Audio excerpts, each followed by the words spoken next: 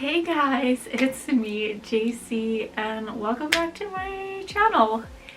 It's been a while. I had planned to film this video literally like 5 months ago, and we're doing it now, and Eve is almost 6 months old. It is crazy. If I don't get this video filmed, I'm gonna forget lots of the details. I do have them written down on my phone that I put in my phone like maybe 2 months ago. So I wanted to document this whole process. I had never given birth before. It was all new to me and I was pretty darn scared. And I didn't film very much that day. I had planned to film way more, but I'll kind of get into the reasons why I didn't film as much as I thought I would in a little bit. But let's start at the beginning. So I was scheduled for a C-section. It was planned for me because of my brain bleed. They were worried that if I pushed down, if I bared down, it could cause my brain to bleed again. So they pretty much said, you're not having your birth natural, you are having a C-section. So didn't give much choice in that, but I mean, I'd rather be safe than sorry. So I was scheduled to go into the hospital on April 7th.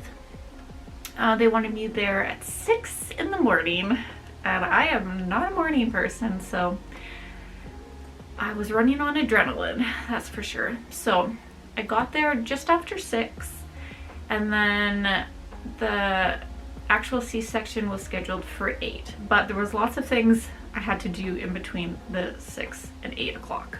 So the night before, they wanted me to wash myself with antibacterial soap. They really wanted me to like rub up my stomach, make sure it was like very clean, which is a little bit weird because they also want you to shower again when you get to the hospital, like right before the C-section. So I guess they just want to be like extra careful. Plus they also put solution on your stomach before they open you up. So they're just like, I guess, making sure they do not get sued or something. I'm not sure, but so you have your room assigned to you. Like as soon as we got there, we got assigned to a room, and the area for delivery in the city I live in is like brand new. It's only been there for a couple of years, so it was very nice. Like our room had a big window, it had like a couch that like made into a bed that Ross could sleep in. Yeah, it was really nice. I have no complaints about the actual room. So got there, got showered, got into my robe, and pretty much just kind of had to like wait nervously until they came and got me. So they came and got me, and this part I really wish they would change. They do not want the partner in the room while you are getting the needle in your back. So I think I got a spinal. I'm actually not really sure the difference between a spinal and an epidural is, but I think I got a spinal. They don't want the partner in the room. And when I googled why that is, it says like, cause there's like extra bacteria in the room that could like get into you, but I'm like, what are you talking about? Like he has like a mask on and like it doesn't make any sense. So they go and get me. They bring me into this very sterile, very white room. I was very nervous. Oh my goodness, like bringing back emotions. I would not have been as scared if Ross was there with me, but I was by myself with a whole bunch of strangers, and then my doctor, of course I knew her. So they had me hug like a pillow and then like kind of like make sure round my back to, and then the doctor like kind of used his finger on my back to like see exactly where they were gonna put the needle in. And then he poked me and he was like, did you feel that? I was like, yes. And then he's like, okay. And then he like injected me or whatever.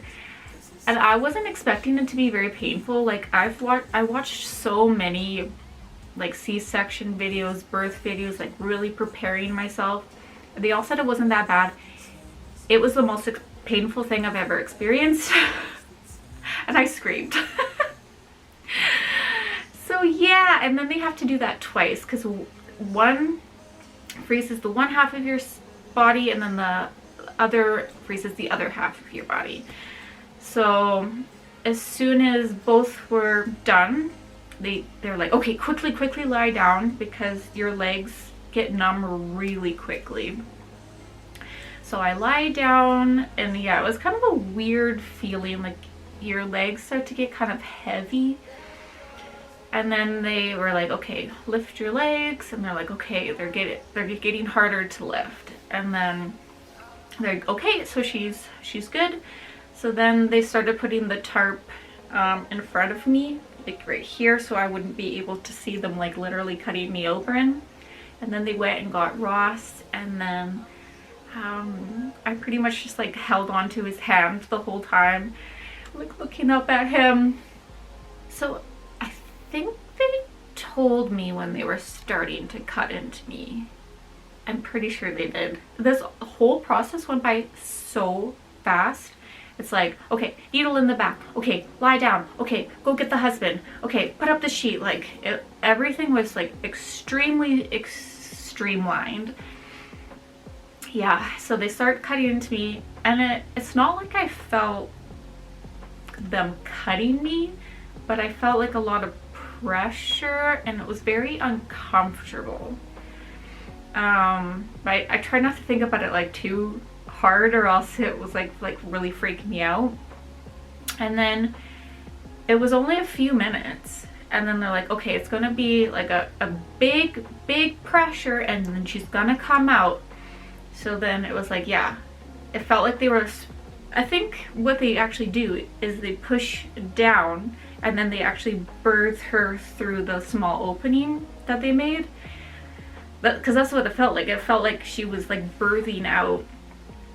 And then they immediately put down the blue tarp and like showed me her. And I did cry a little bit.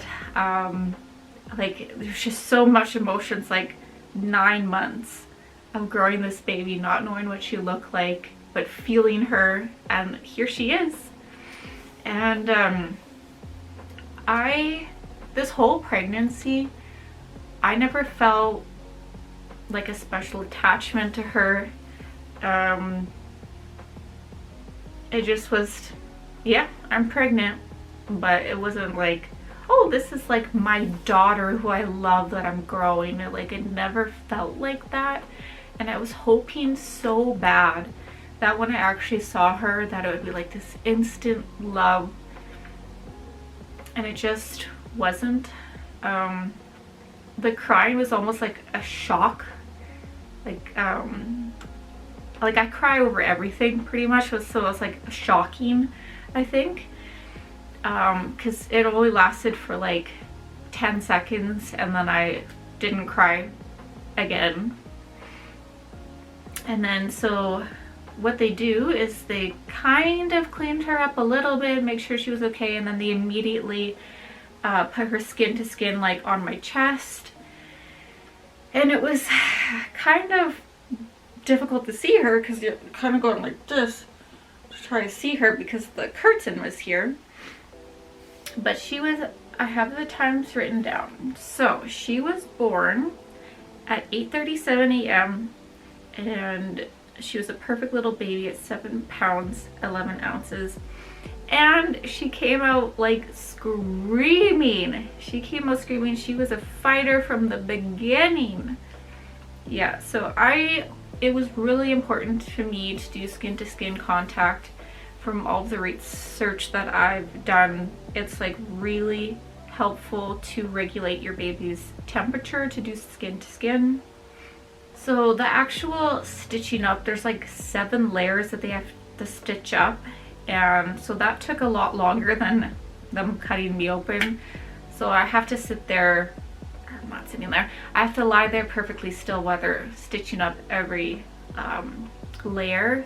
And I have this baby here. I'm trying to look at her and trying to like feel some kind of emotion for her. Yeah, it was just very, very strange. So after they got me all stitched up, then they wheeled me into a recovery room, I think is what they called it.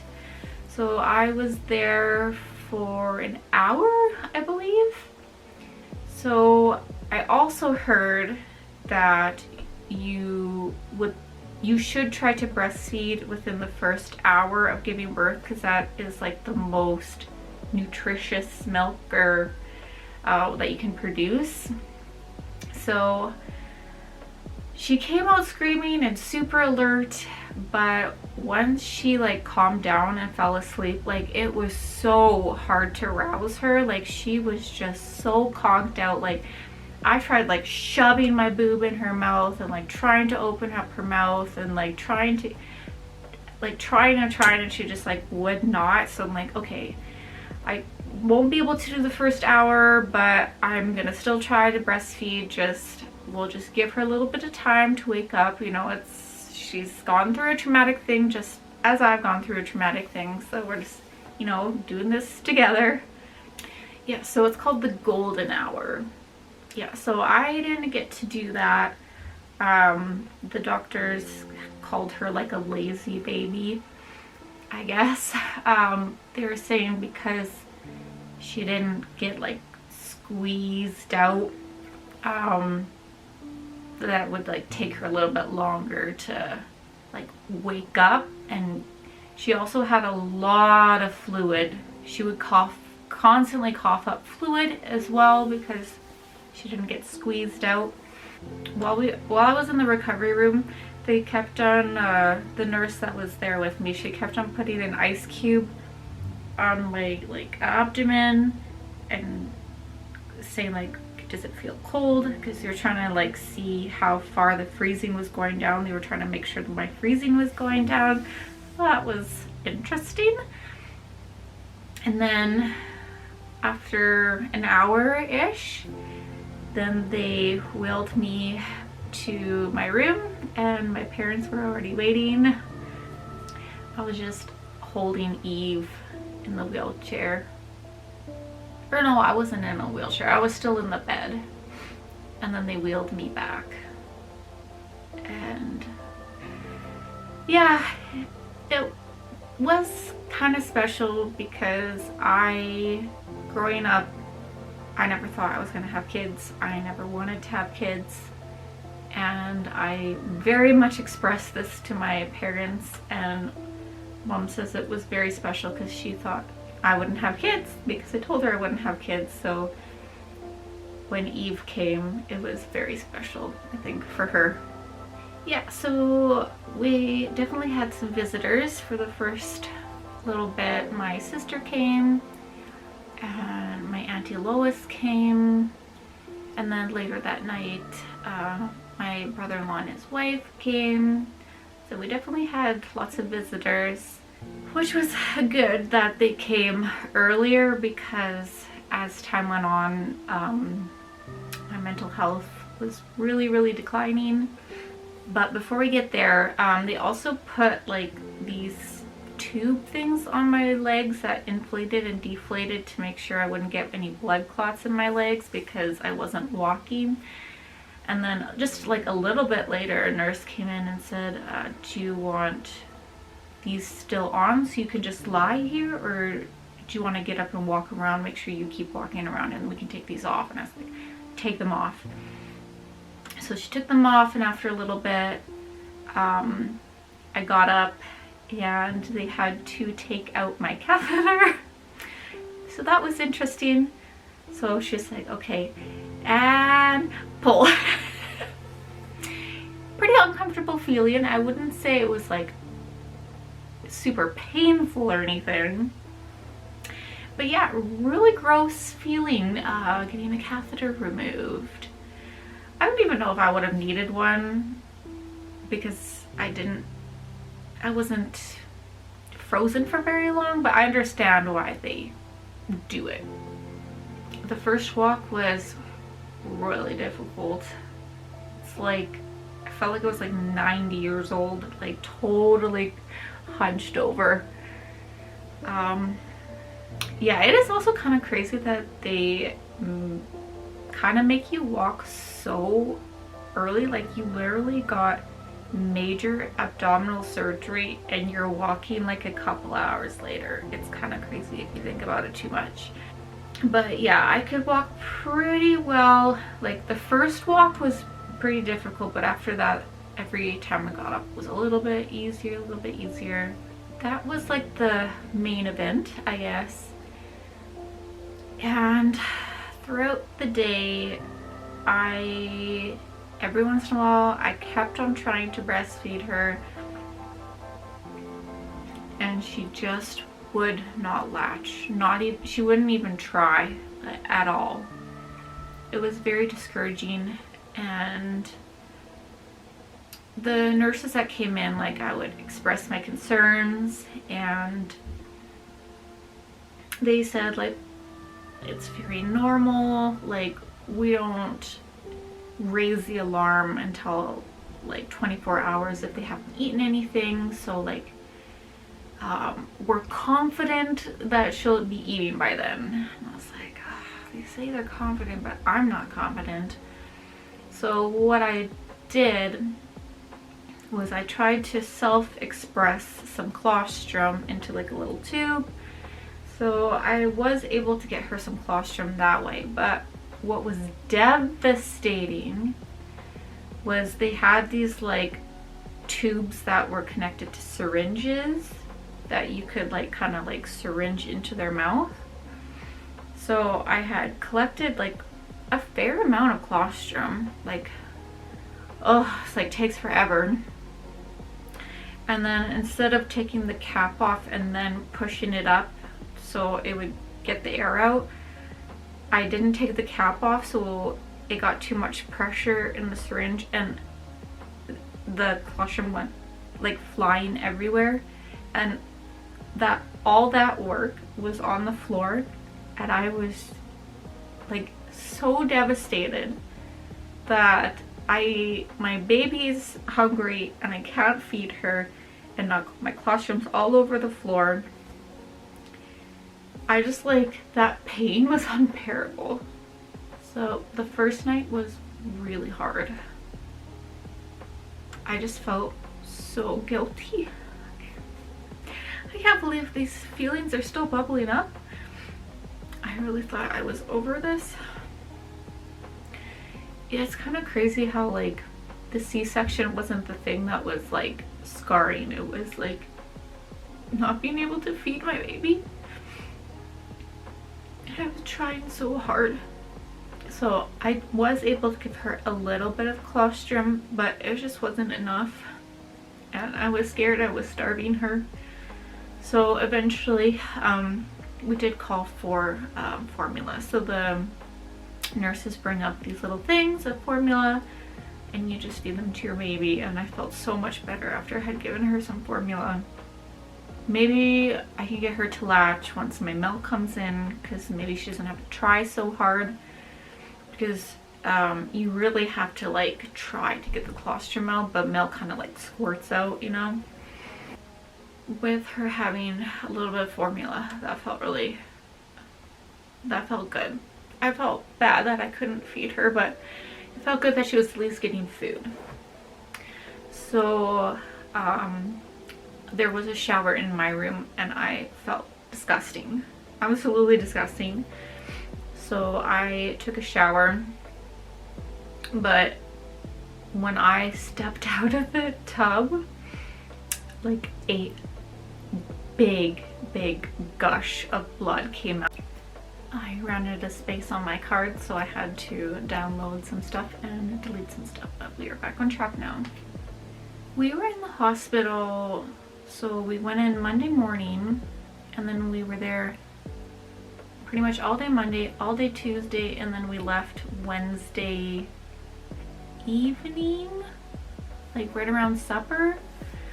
So that's a pretty like standard amount of time for a C-section. Yeah, there was like really nothing wrong with Eve. Like, she was super healthy, super happy about that. Ross bathed her for the first time. I was watching from the bed, and she got her first bath, and it was so cute, and she was like so confused. Oh, she was such a cute baby. She came out with like really dark hair, so I thought she was gonna look more like me, but as she's gotten older, it's gotten lighter and lighter, and she's definitely looking more and more like Ross. Essentially, that's like the overall version of the birth story. Lots of ups and downs. My goodness, I think I was feeling a lot of emotions, and I think I already mentioned to you guys in a different video, but I am predisposition to depression.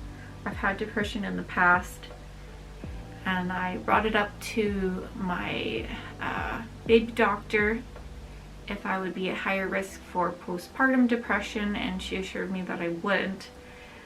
But I knew that first night it was going to be bad. It was going to be bad. And I cried every day for those two weeks. So essentially, the first 2 weeks, if you're feeling really sad, it's just called the baby blues. But if it's lasting more than 2 weeks, it's postpartum depression. And yeah, after the 2 weeks, I got in with a doctor and got back on my antidepressants, and I felt so much better. I kind of wish I would have got them earlier, just in case I got postpartum depression. But I asked my doctor, and she said like, oh, I don't think you're more likely to get it even though you've had depression in the past, which I don't know how that's possible, but I've never felt so low in my entire life. Like, it was a struggle. Like, Ross is a saint for like comforting me and being with me and everything. It was horrible. Not only did I have to deal with postpartum depression, I had to deal with some crazy rashes. The first rash was just above my C-section. Extremely itchy, extremely red. And then I got some kind of cream to put on there. And then as that was starting to like flake off and get better, I got a full body rash. Like literally on my face, like all over my neck to my feet. A full body rash. And you know what, guys? My whole body like shed like a snake. It was disgusting. Every morning I'd wake up, my bed would just be full of dead skin. And I asked my doctor about it, and he's like, I've never heard of anything like that before. Of course it would happen to me. I had to deal with more things. So, and also during this, we had Eve's baby pictures. Her baby pictures were so cute.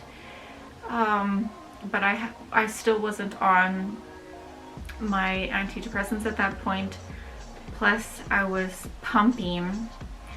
So by the time we got back home, I was like so engorged. Oh my goodness. everything felt like the biggest deal. They say you can't have an easy pregnancy, an easy birth, and an easy postpartum. You have to, one of them is always going to be horrible, and mine was postpartum.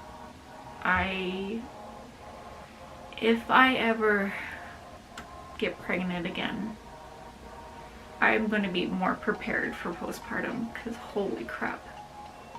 Like, women are warriors for going through postpartum. My pregnancy and my pregnancy was easy. My birth was easy because I just laid there and they cut me open. It was extremely scary. But yeah, I was worried that I would never have like an emotional attachment to my daughter, because I would just look at her. I'm like, yeah, she's a baby. I would say maybe like 4 months is when I started to like, oh yeah, I'm starting to love her, and now I love her so much. I love her so much. She's so cute, and I just like her smile is just so pretty. Aww. That's so cute. And she's such a cute little baby. And she's so smart. She's such a little water bug. And I think she's gonna go really far in life. But that was my birth story and my postpartum journey. Thank God for antidepressants. I will go off of them again. I don't need them. They're just a crutch through like super hard times. This is only my second, well, I guess technically third time on antidepressants, but my second time on antidepressants, and it's just to like get over these like huge hard times in my life, and once that's over, then like I'm generally fine. But yeah, and then we gotta find her a daycare. I can't believe it, she's almost 6 months. Anyways, if you guys have like any advice, suggestions that you'd like to give to me for a 6-month-old little baby. She does have her own room. I am sitting in her room right now in her rocking chair. We have her name up there in her bed. I'm sorry if my rocking was disturbing, but I thought it was only appropriate that I film her birth video in her room. So I'm gonna leave this video here. This video is gonna be super long. I'll see you guys in the next one.